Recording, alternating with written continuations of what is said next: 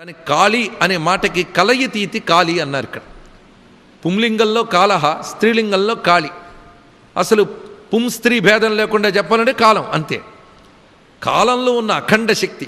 సృష్టిలో మన వస్తువులను చూస్తున్నాం, వీటి పరిణామాలను చూస్తున్నాం. కానీ వస్తువులు, ఈ పరిణామాలు ఏ శక్తి మీద ఆధారపడి నడుస్తున్నాయో ఆ శక్తి పేరు కాలం. కాలానికి మరొక పేరు నియతి అని మరొకటి. కలయతి నియతి ఇది కాలహ అని నిర్వచనం చెప్తున్నారు. ఇక్కడ ఈ కాలానికి సంబంధించి వేదంలో ఎన్ని మంత్రాలు కనబడతాయో, ఉపనిషత్తుల్లో కూడా. కాలస్వరూపాన్ని అర్థం చేసుకుంటే ఆశ్చర్యం వేస్తుంది, గట్టిగా ఆలోచిస్తే భయం కూడా వేస్తుంది. అందుకే కాలం గురించి ఆలోచించినా, కాళీ గురించి ఆలోచించినా భయం వేస్తుంది. ఎందుకంటే ఒక అల్పమైన వస్తువు ఒక మహావస్తువు ముందు నిలబడ్డప్పుడు భయం వేయదా అండి? అలాంటి భయమే ఇక్కడ. కాలం ఎలాంటిదంటే కారే రాజులు రాజ్యములు కలుగవే గర్వోన్నతించెందరే వారేరి సిరి మూటగట్టుకొని పోవంజాలరే కాలో జగద్భక్షక ఎన్ని కనబడుతున్నాయి. కాలం లక్షణం మింగడం. అందుకే అమ్మవారు చూడండి ఎప్పుడు నోరు తెరుచుకుని ఉంటుంది, ఓపెన్ మౌత్. ఎప్పుడూ నోరు తెరిచే మూసి ఉండదు కాళీదేవి. పైగా 4 వేలాడు వేసి ఒకటి ఉంటుంది, లలజిఫా. ఆ నోరు తెరుచుకోవడంలో ఉద్దేశం ఏంటంటే ఎల్లవేళలా కాలం లక్షణం మింగడమే. నిన్నేమైంది? వెళ్ళిపోయింది. ఇప్పుడు ఫ్రెష్ అనుకుంటుంది ఈ టైము, ఇది వెళ్ళిపోతుంది. ఎందరందరూ వెళ్ళిపోయారో ఇవన్నీ ఆలోచిస్తూ ఉంటే ఒక విధంగా భయం వేస్తుంది, ఒక విధంగా ధైర్యం కూడా కలుగుతుంది. ఎవడ అహంకారం ఎంతకాలం? అన్నీ వెళ్ళిపోవలసినవే. పైగా నల్లగా ఉంటుంది తల్లి. నల్లగా ఉండడం అంటే అంతుపట్టదు. కాలం యొక్క స్వరూపం అంతుపట్టదు. ఇప్పటికీ బ్లాక్ హోల్స్ అని కూడా చెప్తూ ఉంటారు. ఒక నక్షత్రం డెడ్ స్టార్ అయితే బ్లాక్ హోల్ అవుతుందని చాలామందికి తెలుసు. అంతవరకు ఉన్నటువంటి జ్యోతి అంతర్ధానం అయితే ఖాళీ అయిందిట మొత్తం. అప్పుడు దాని శక్తి అంతా ఆ చుట్టూ దగ్గరికి ఏది వెళ్ళినా లోపలికి లాగేసుకుంటుందిట. అంత శక్తి ఉంది దాంట్లో, అంత కర్షణ శక్తి ఉన్నది. అంటే కర్షణ శక్తి ఉన్నదే కాలం. కర్షణం అంటే లాక్కోవడం.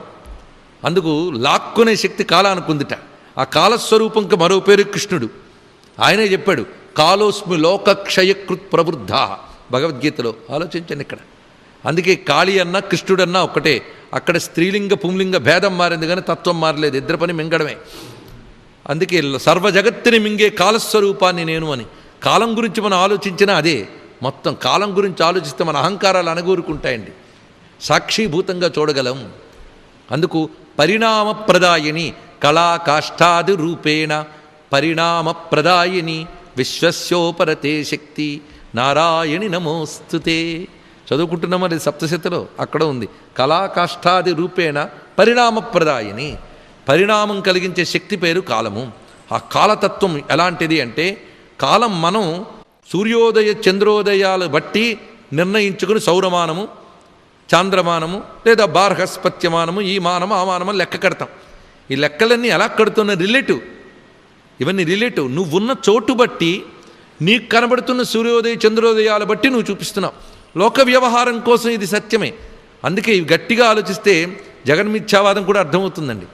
మనం ఇది సత్యమో నిర్దేశిస్తున్నది నీకు కనబడుతున్న కోణంలో నిర్దేశిస్తున్నావు, కానీ అదే సత్యమో నువ్వు చెప్పలేవు. ఇది ఆలోచిస్తే తలనొప్పి కూడా వస్తుంది. అందుకే నేను ఆలోచించట్లేదండి అంటాడు కొందరు. తలనొప్పి వచ్చినా ఆలోచించాలండి. తల చించుకునేలా ఆలోచిస్తే కానీ భగవతత్వం అర్థం కాదు. అదే ఆలోచించాలి. ఆలోచించినట్లయితే ఇవన్నీ రిలేటివ్ కాదు. ఒక రోజున మనం నిర్ణయించామంటే పగలు రాత్రి బట్టి. పగలు రాత్రి అంటే సూర్యోదయ చంద్రోదయాలు. దాన్ని బట్టి ఈ ఫలానా అప్పుడు ఉదయం అయింది కనుక అక్కడి నుంచి నువ్వు గంటలు కట్టుకుంటూ నిమిషాలు లెక్క పెట్టుకుంటూ వెళుతూ ఉంటావు. అయితే సూర్యోదయ చంద్రోదయాలు అతీతమైన అంతరిక్షంలో కాలం ఏంటి? అది చెప్పగలమా? సమస్త విశ్వాన్ని నియమించే ఆ కాలం ఏమిటి? నీకు అంతుపట్టలేదు కదా. నువ్వు చూస్తున్న ఈ కాలం నీ అంతుపట్టన కాలంలో ఒక భాగమే.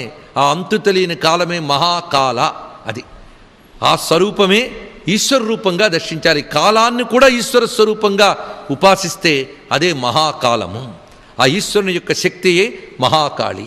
అందుకు కాలబద్ధులైన వాళ్ళందరూ జీవులు, కాలాతీతుడై పరమాత్మ. ఇదొక్కడు తెలుసుకుంటే చాలు. అందుకు సృష్టిలో అందరూ కాలబద్ధులే. అందుకు కాలము, ప్రకృతి, జీవులను 3 ఉంటారటండి. 3 సింపుల్ తెలుసుకుంటే. కాలము, ప్రకృతి, జీవులు. ఎందుకంటే ఎవరు ఎంత కబుర్లాడినా గట్టిగా అడిగితే ఎంతకాలం ప్రతివాడు లొంగాల్సిందే. ఇవాళ వచ్చి ఇక్కడ పెద్ద గొడవ చేశాడు, మనం భయపడిపోతాం. కానీ ఎంతైనా కొంతకాలమేగా వీడు ఎంత గొడవ చేసినా. ఆఖరికి మీకంటే మేము ఎక్కువ ఉంటామండి అని చెప్పి బ్రహ్మగారికి కూడా కాలపరిమితి ఉంది. అందుకే ఆ బ్రహ్మ స్తంభ పర్యంతం అని బ్రహ్మదేవుడు మొదలుకొని గరికపోచ వరకు ప్రతిదీ కాలబద్ధమే. కాలము అనగానే ప్రకృతి కూడా ఉన్నది. ప్రకృతి అంటే పంచభూతాత్మకమైనటువంటిది కనుక పంచభూతాత్మకమైన ప్రకృతి కాలము, దీనికి ఎవరు నిబద్ధులో వాళ్ళందరూ జీవులు. అని మహాకాళి అంటే భయపడక్కర్లే, స్వరూపాన్ని అర్థం చేసుకుంటే సరిపోతుంది. అందుకు కాళీతత్వం చాలా విశేషంగా కనబడుతున్నది. ఈ కాళీతత్వాన్ని అమ్మా అని పిలిచి మోక్షం పొందిపోయాడు రామకృష్ణ పరమహంస. ఎంత గొప్పగా చెప్పాడు.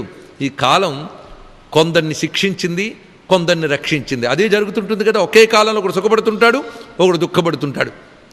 ఒకడికి ఒక సెలబ్రేషన్, ఏది ఆనంద సెలబ్రేషన్, ఇంకోటిది దుఃఖం యొక్క సెలబ్రేషను ఒకే కాలంలో. ఏమిటయ్యా, కాలమే ఇచ్చింది. నువ్వు విత్తనం పడేసావు అంతే, కానీ నువ్వు ఎంత ప్రయత్నించి తొందరగా పండొచ్చి అని గింజుకున్న రాదది. ఆ వేసిన విత్తనం ఎప్పుడు ఫలం రావాలనేటువంటి నియతి ఒకటి ఉన్నది. ఏది ఎప్పుడు ఎక్కడ ఎలా జరగాలని ఒక నియమం ఉంది విశ్వంలో. ఆ నియమానికి నువ్వేనా బద్ధుడివే. ప్రపంచాన్ని కంట్రోల్లో పెట్టుకుంటాన్ని అహంకరించే సైంటిస్ట్ కూడా కాలబద్ధుడే. అవునా కాదా అండి? ఎవడు పెట్టుకోగలడు? అందుకు కాలాన్ని కంట్రోల్లో పెట్టుకోవాలనే రాక్షస బుద్ధి ఎప్పటికప్పుడు లేస్తూ ఉన్నా ఎప్పటికప్పుడు దెబ్బతింది.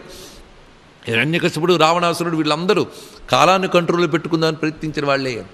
మనం కూడా టైంని జయించాం, స్పేస్ని జయించాం అని అంటున్నాం. స్పేస్ అండ్ టైం ఎప్పుడు మనం జయించలేం, మనకు అంతుపట్టవు. అంతుపట్టని స్పేస్, అంతుపట్టని టైం, అది ఈశ్వరతత్వం, మరొకటి లేదు. అదే అనంతమైనటువంటి ఆ కాలతత్వాన్ని అర్థం చేసుకునే ప్రయత్నం చేయాలి. అందుకే కాలమే ఏది ఎక్కడ ఎప్పుడు ఎలా అనేది చూపిస్తుంటుంది. ఆ కాలం ధర్మబద్ధంగా ఉన్న వాళ్ళని సుఖరూపంలో పుణ్యఫలంగా అనుగ్రహిస్తున్నది. ఆ కాలమే పాపఫలంగా దుఃఖాన్ని ఇస్తున్నది. అందుకు పాపము పుణ్యము రెండు ఇచ్చేటప్పుడు ఒక చేత్తో ఏడిపిస్తుంది, ఒక చేత్తో నవ్విస్తుంది. అందుకే చెప్తున్నాడు, ఇదిగో చూడండి, ఎడం చేత్తో కత్తిని ఒక మానవుడి తలకాయని పట్టుకుంది మా అమ్మ, కుడి చేత్తో అభయహస్తం వరదహస్తం పట్టుకున్నది. అంటే కుడి చేత్తో రక్షిస్తోంది, ఎడమ చేత్తో శిక్షిస్తోంది. ఆ కాలమే జగత్తునంతటిని కూడా చూపిస్తున్నాడు ఇక్కడ. అయ్యా, నేను చాలా ఆలోచించి ఈ కాలంలో ఇది సాధించా అది సాధించా అన్నాడు. నువ్వు రెండు పనులు చేసావు. ఒకటి బాగా ఆలోచించావు, ఆలోచించేదాన్ని ఆచరణ చేసావు, చాలా సంతోషం. నువ్వు ఆలోచించడము కాలబద్ధమే, నీ ఆచరణ కాలబద్ధమే. నువ్వు సాధించిందంతా కాలంలో కరిగిపోవలసిందే. ఇప్పటికి నీలా ఆలోచించిన వాళ్ళ తలకాయలు ఎన్ని అయిపోయాయో తెలుసా? అందుకే తలకాయలు దండగా వేసుకుంటుంట తల్లి, అక్కడ పుర్రెలు దండ. అంతేకాదు ఆచరణలన్నీ కలిసి ఒక చక్కని గౌన్లా కట్టేసుకుందిట. అందుకే ఆవిడ చేతులు, తెగిన చేతులు మొలక వస్త్రంలో చుట్టుకుంది. చేతులు ఆచరణకు సంకేతం, తల ఆలోచనకు సంకేతం. అనంతకాలంలో ఆలోచనలు ఆచరణలన్నీ కూడా ఆ కాలానికి బద్ధమై ఉండవలసిందే. అది ఆ తత్వంలో చూపిస్తున్నాడు. ఇప్పుడు నోరు తెరుచుకోవడంలో ఆంతర్యం ఏంటి, నల్లధనంలో ఆంతర్యం ఏమిటి, ఆ చేతులు వస్త్రంగా పెట్టుకోవడంలో ఆంతర్యం ఏంటి, తలకాయలు వేలాడడంలో ఆంతర్యం ఏంటో తెలిసాక ఇంకా కాళీ అంటే భయమేసిందా? అబ్బో, ఆ పుర్రె చూస్తే చాలా భయం అండి అంటే ఆ మాట కూడా పుర్రెతోనే అంటున్నా తెలుసుకుంటే ముందు మనమే భయపడాలి. మనకు పుర్రుంది. పుర్రె భయం అనే మాట పుర్రెలతోనే అంటున్నామా లేదా? ఇదంతా తెలుసుకోవాల్సిన గొప్ప విషయం. అందుకే అమ్మ ఇప్పటికి అందరు బ్రహ్మలు అయ్యారమ్మా అంటే తల్లి చెప్తుందిట, నేను చెప్తే నీకు వినే టైం లేదయ్యా అంటే. ఆవిడికి టైం లేదు అనదండి, మనకు టైం లేదుట. ఒక పని చేస్తాను, ఈ దండ ఇస్తాను లెక్కెట్టుకుంటుందిట. ఆ దండ కొలికి పూస లేదండి. కొలికి పూస లేకపోతే దండ ఇన్ఫినిటీ, సర్కిల్ ఎప్పుడు ఇన్ఫినిటీ కదా. ఎందరు బ్రహ్మలయ్యారు లెక్క పెట్టలో, ఇప్పటికి ఎన్ని కల్పాలు పోయాయో, ఎందరు బ్రహ్మలయ్యారో. బ్రహ్మగారు విర్రవీగుతూ ఆయన ముందు దేవతలు పోతున్నారు, యుగాలు పోతున్నాయని చూస్తుంటట. ఆఖరికి ఆయన పోతే ఆ తలకే తీసి పెట్టుకుందిట మాల్లో. ఇప్పటికి ఇలా అందరిని పెట్టుకున్నాను చూసుకుందిట. ఇది చూడగానే ఒక అద్భుత స్వరూపంగా గోచరించలేదు కాళీ. అందుకు మొట్టమొదటి చూసినప్పుడు ఏమిటి విగ్రహం అనిపిస్తుంది, ఆలోచిస్తే ఇంతకు మించిన అద్భుతం లేదని తెలుస్తుంది. దాన్ని బట్టి హిందువులు చూపించే ప్రతి విషయంలో కూడా అద్భుతమైన ఆలోచనలో నేను అర్థమవుతుంది. అటువంటి అద్భుతమైన హిందూ మతంలో పుట్టినందుకు మరొకసారి గర్వభావం మనకు కలుగుతుంది. ఇది కాళీ రూపం. అందుకే మా అమ్మ కుడి చేత్తో రక్షిస్తుంది, ఎడం చేత్తో శిక్షిస్తుంది. పరిత్రాణాయ సాధూనాం వినాశాయ దుష్కృతాం, రెండు ఆ తల్లే.